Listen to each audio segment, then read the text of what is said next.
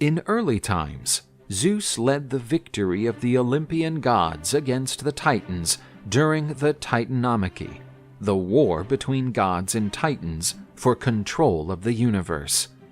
Zeus became the supreme god, reigning over the world on his throne in Mount Olympus. When the god raised his arm, exposing his powerful bolts, the other gods bowed as a sign of respect. No god had as much authority as Zeus. Only the goddess Hera, Zeus's wife, was as respected as her husband, but not even the goddess could go against the supreme god when he was stubborn. Zeus, although he loved his wife, was not faithful to her, and he lived extramarital relationships. For this reason, Hera and Zeus fight constantly due to the latter's infidelity.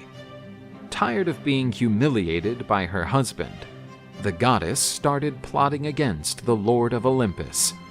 The other Olympian gods were also sick and tired of Zeus's arrogance and egotism. He ordered and ruled the world according to his will. Under Hera's leadership, they decided to come up with a coup against their sovereign. The gods entered the room where Zeus slept in a glorious crib. Poseidon and Apollo grabbed the god's arms and chained him to his bed, making use of powerful gold chains made by Hephaestus. By the time Zeus noticed what was happening, he was already immobilized. Consumed by anger, the god uttered the most terrible threats, but the other gods paid no mind to him. They were more interested in who would occupy the supreme throne. The goddess Hera, queen of Olympus and leader of the uprising, considered herself to be the obvious choice to occupy her husband's throne. But the throne had other suitors. Athena thought herself the most knowledgeable and dignified. In turn, Apollo believed that only the sun god could bring light to this new cycle, while Poseidon claimed to be the most powerful. Hestia was the only one who did not run for the position. Thetus, the daughter of Nereus, predicted that a civil war was about to take place at Olympus.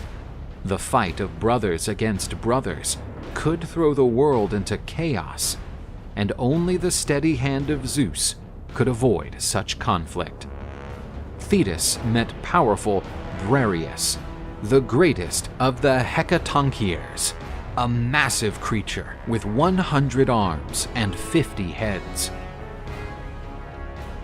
Briareus's loyalty to Zeus was unbreakable, and he went to Olympus.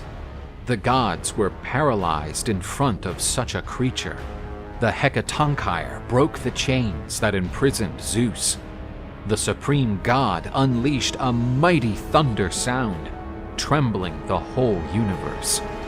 The gods who participated in the coup laid down their weapons as a sign of submission. This tackled part of the gods' fury.